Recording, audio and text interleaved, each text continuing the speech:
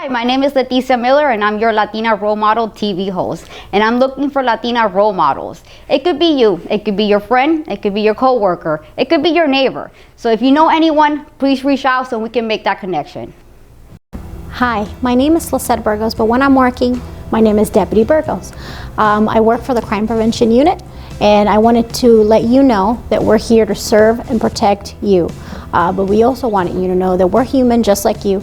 We feel, we laugh, we enjoy life just like you, and we want to make sure that we also go home to our families at the end of the day.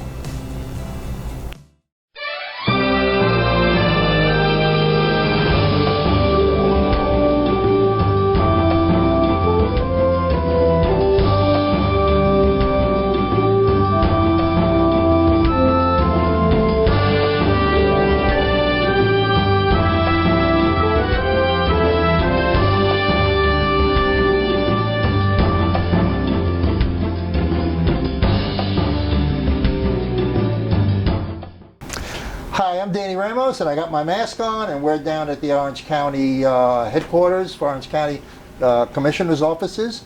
And if I can breathe, I'm here having a conversation with Emily Bonilla, and she's the Commissioner of District 5.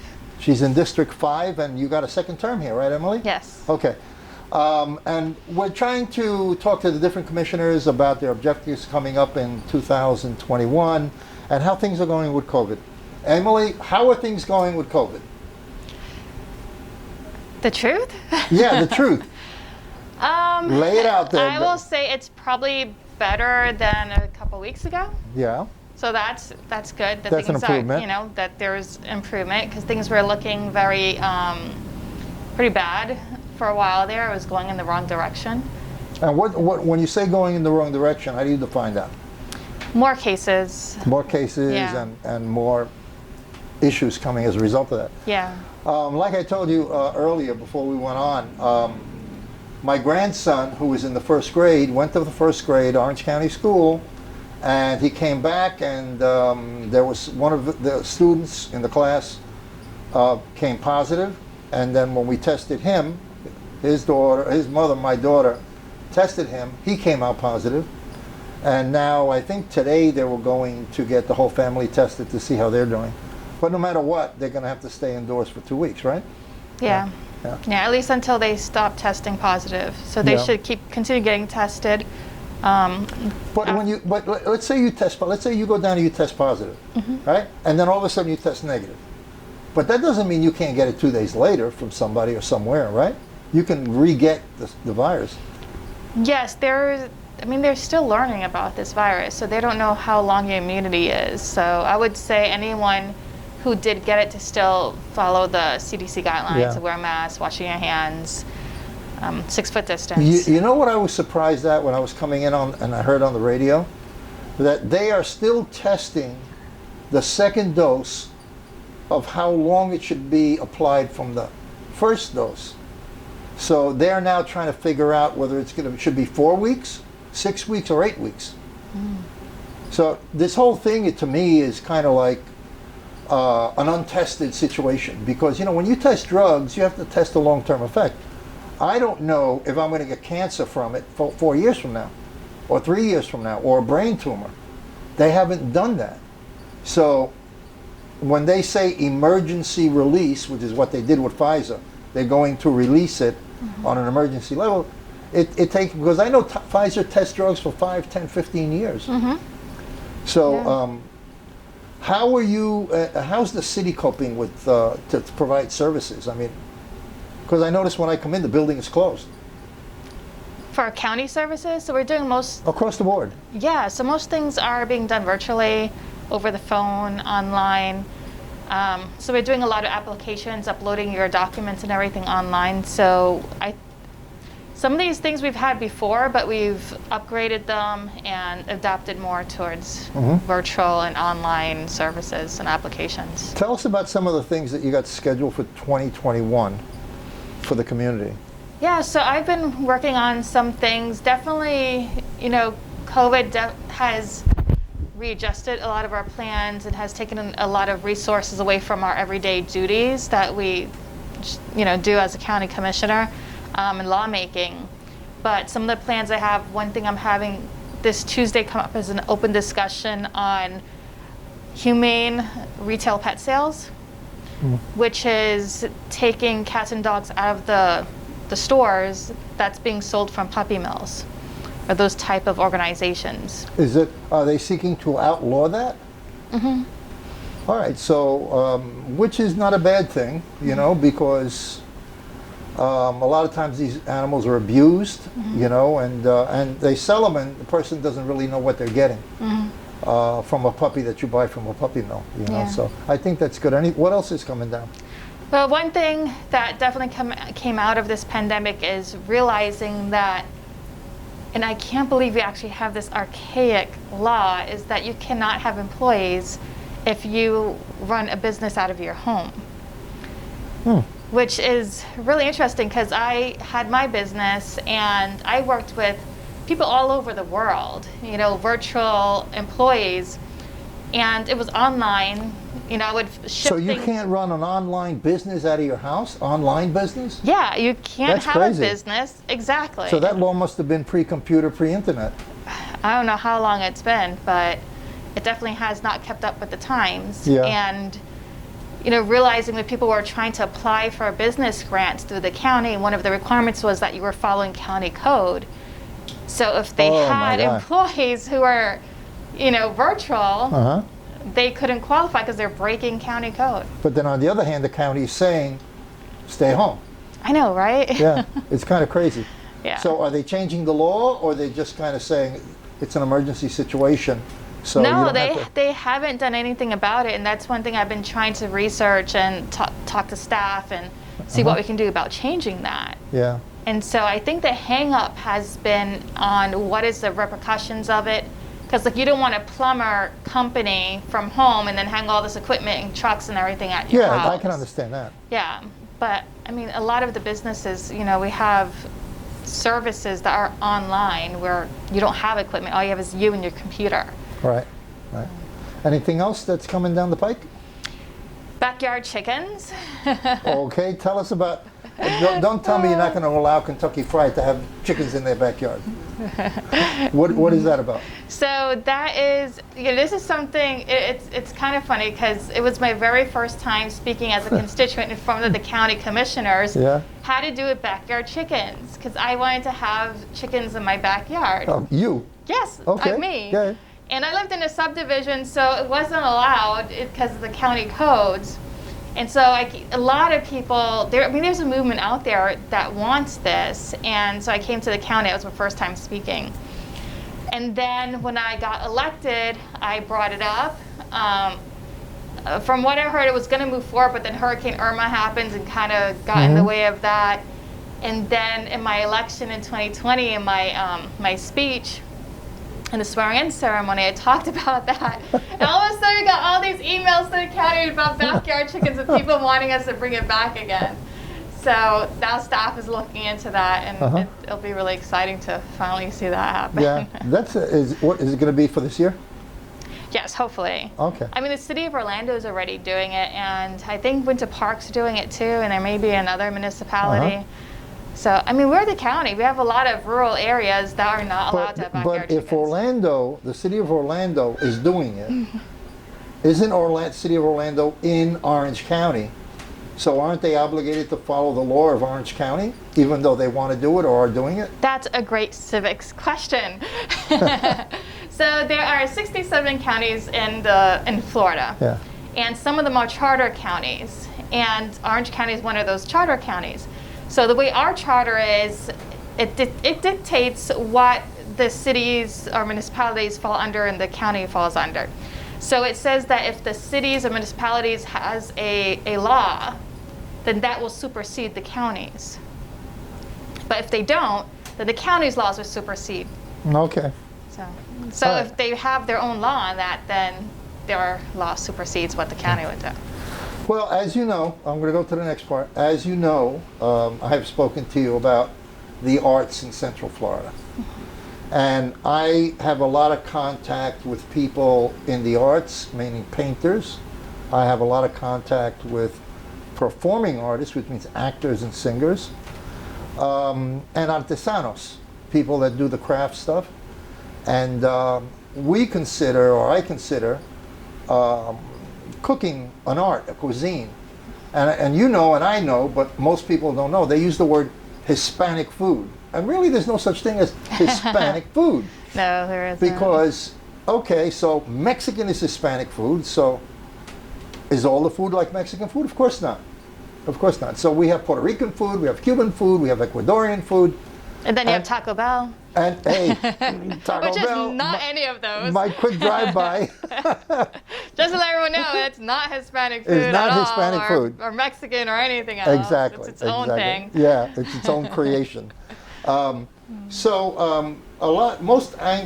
non-Hispanics, they look at and they designate the Hispanic community under the umbrella of Hispanic.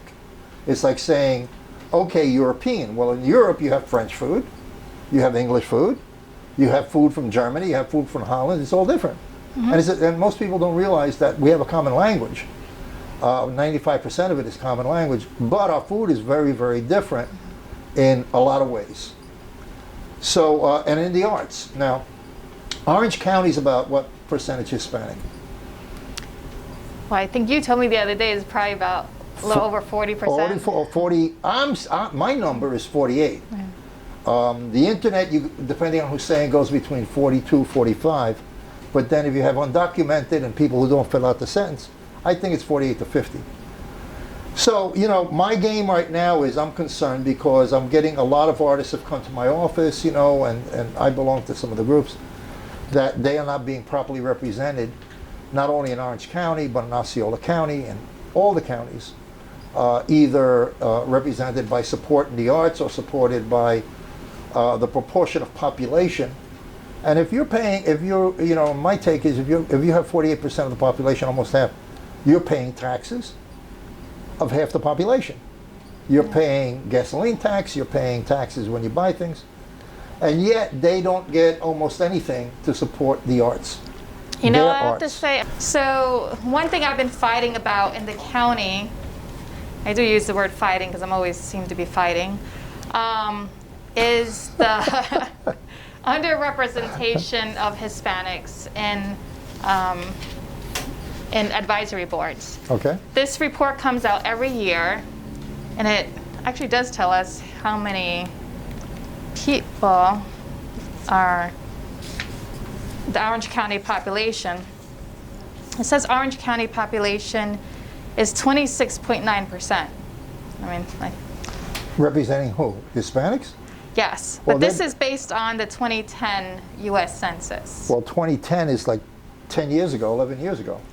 Yeah, And the mass migration out of Puerto Rico happened in the last 5.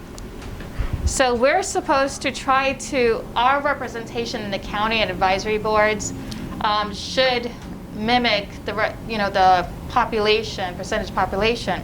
So we should have 26.9% Hispanics on our advisory boards. No, it should be more because of the 210. Yeah, of course. Okay. But we're just going by these numbers. If you go by the old numbers. We're very short. In 2019, it was 21.3%. Currently, it's 22.2%. But I'll say when I first started complaining about this, it was 16%. Okay. And it was still Okay. 20, so it was really low. In comparison, African American is 19.5% of the population in Orange County. 2019 board membership is 25.2%, and it increased by almost 3% to 28.3%. Wow. Caucasian, well, this is good. It's gotten more it's gotten down closer. 46%, but in 2019 it was 54.5%. Okay. Now it's 49%. Wow. But it's been a real challenge to try to get representation for Hispanics. Well, I want to borrow those figures. I know that they're off by 10 years, so I'm going to prop them up. But having that report is going to be helpful to me because we are going to start the effort to do a Hispanic museum in Central Florida based upon what you're saying, that Hispanics have been left behind in all the areas.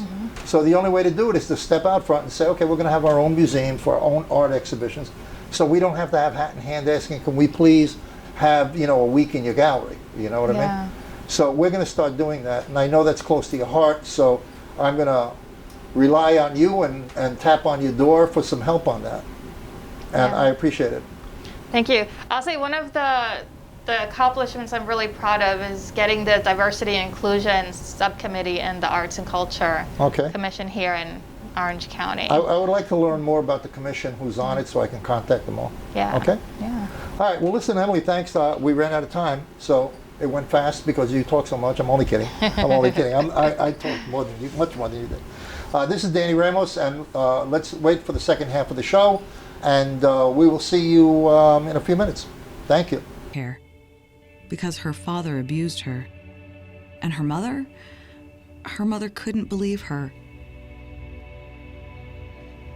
She is the child I am for. I am a volunteer child advocate. I am you. Florida residents call toll-free 866-341-1425.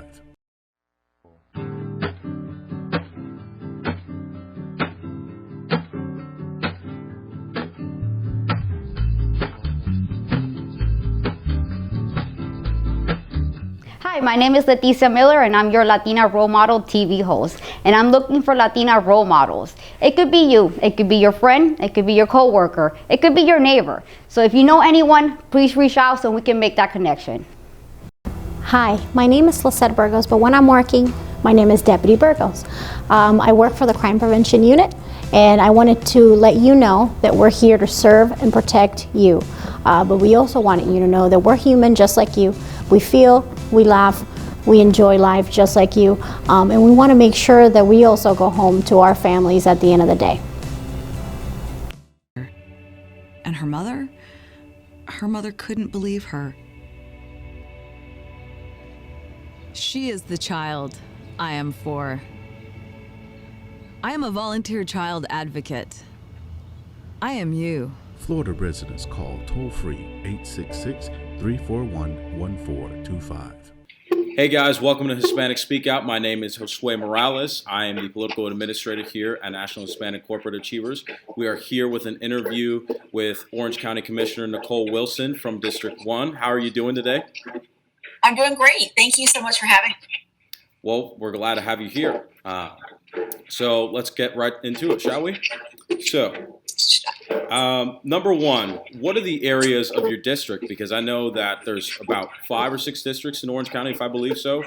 And each every Orange single County one. is huge. Yeah, it's huge. I know. We got like 500,000 people in here, or more than 500,000, about 1.5 million, if I'd say so myself. We're getting close to that. It'll be interesting to see actually what the census says, and that may make a difference in the next election cycle about the way these districts look. So it'll be kind of an interesting thing. My district, District 1, is West Orange County. So that is kind of roughly from Winter Garden and Oakland over to the Lake County line, over to like partly into Ocoee, and then all the way south, if you can imagine, going all the way down the western boundary of Orange County to our furthest southernmost area is the Hunters Creek. We have Williamsburg in District 1. We have the beautiful Horizon West and Dr. Phillips. So that's part of Orlando. And we have Windermere and what we call Bay Lakes, but you would know it better as Disney. Disney, yep. That's a huge district that you got there.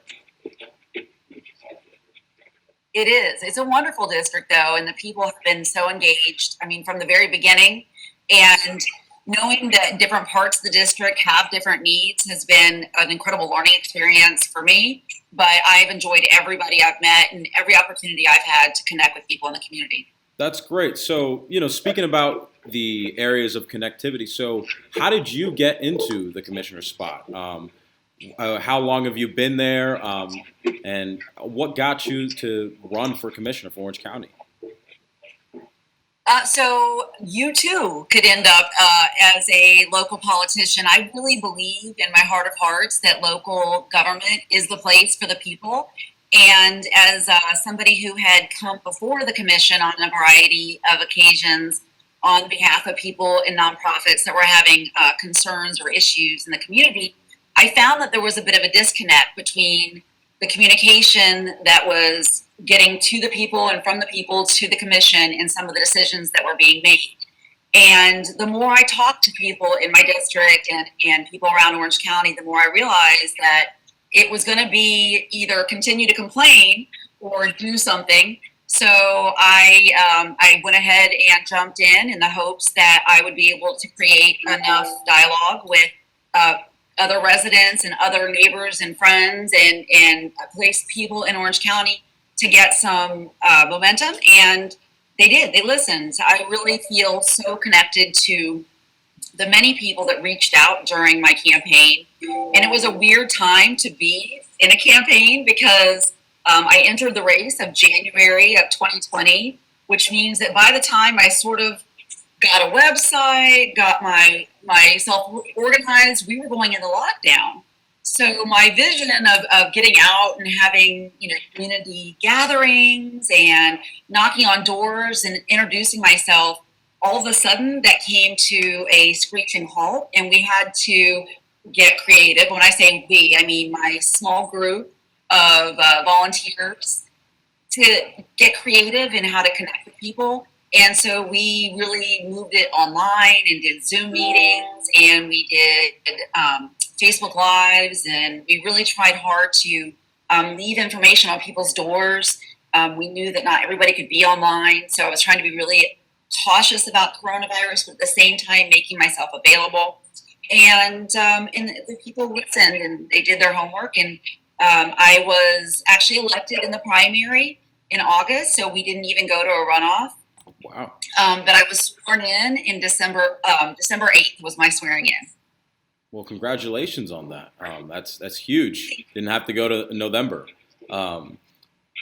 Yeah, I myself, I know how weird it was when it comes to campaigns. I worked on a state campaign, so it was really odd not having to do the regular literature dropping or talking to people at least face to face. It was very, very different time.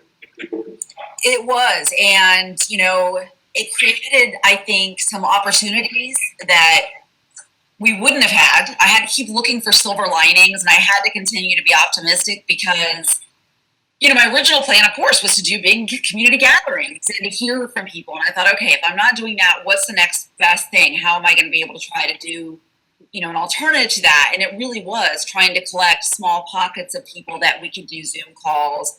Or, like I said, I really relied on some of my young volunteers to help me get moving on the social media and get my message out in layers. And I think that provided actually a lot of opportunity to talk to people where they were. And so I think it was actually what kind of felt like a burden ended up really being a little bit of a silver lining for us. Don't get me wrong, I would do just about anything to be done with this pandemic. I want everyone to be safe and healthy, but we have to look for those silver linings. And I think one of them is learning new ways to connect with people and have people in our community connect with our local government and local leaders. Yeah, I can tell you that. With the pandemic, we were able to reach out to so many people that we wouldn't have if it wasn't for it. And yeah, I love that mindset of looking to a silver lining, because especially during this tough time, so many people can really get caught in the rut of it all. So yes. I love that mindset, Commissioner. I agree, and I think this is, thing, and tell me what you think, since you were also working on a campaign during this crazy election season. I think more people actually also really did their homework, and knowing that our voter turnout across the board was higher than it had been, I think, in my lifetime, and I'm a lot older than you. I think that says something about how people really found importance and value in studying what was going to be on the ballot and who was going to be on the ballot. Yeah, I can tell you from experience, a lot of people knew about what we were doing in our campaign. And And we did a great job of telling people, but I think exactly what you said was right. I mean, a lot of more people did their homework because they were home, because they weren't able to work outside. They had to stay home. They had a lot more free time to do their own research versus before when we were out working, people working 9 to 5s, out multiple hours a day. They just didn't have the time to sit down and research their candidates, especially with so many. I mean, you have commissioner, you have a mayor, you have your state legislators, your federal representatives. So there's so many candidates to look and research from. But people did their homework and they voted the person that they wanted to, and that person was you. So I'm grateful for it, and I'm very defensive of our residents when I hear. Sometimes you'll hear other people in government say things like, "Oh, the voters, they don't know what they're doing." I get very defensive because, in my opinion, that if you are in an elected position, you better respect the people that hired you, and you better understand that your job is only as good as their understanding, and you should listen to everything they say, because they put you there. They should be able to remove you just like that. And I have great respect for the voters of Orange County and really our, voting public in general. I thought they, the numbers this year, and the young people really blew me away. If you look at the numbers on UCF campus, oh my gosh, unbelievable.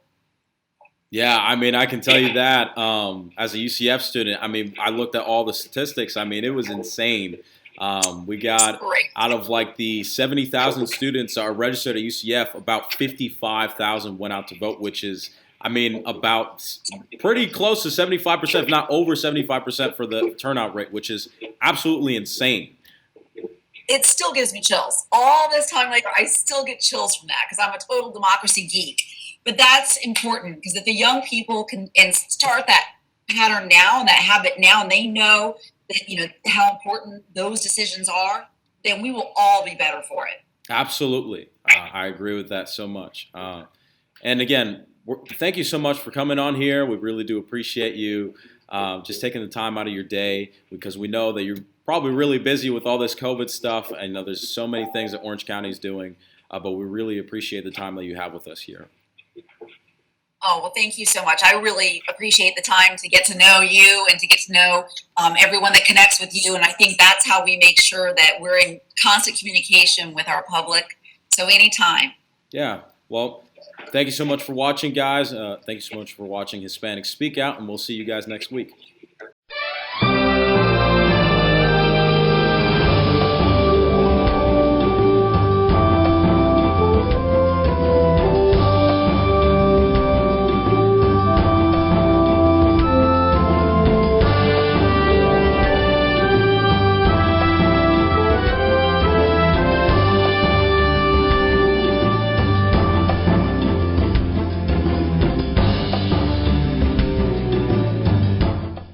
Year because she's in foster care, because her father abused her, and her mother couldn't believe her. She is the child I am for. I am a volunteer child advocate. I am you. Florida residents call toll-free 866-341-1425.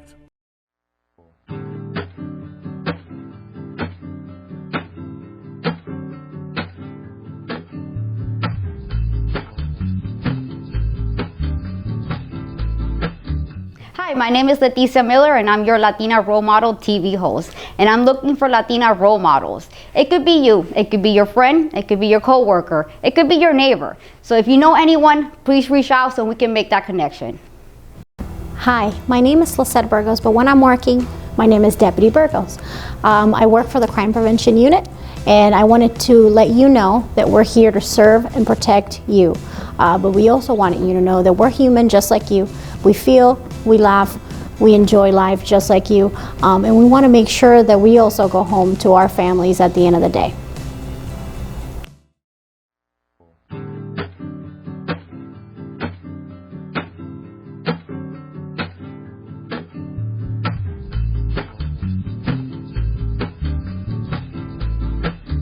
Hi, Hi, my name is Leticia Miller and I'm your Latina Role Model TV host. And I'm looking for Latina role models. It could be you, it could be your friend, it could be your coworker, it could be your neighbor. So if you know anyone, please reach out so we can make that connection.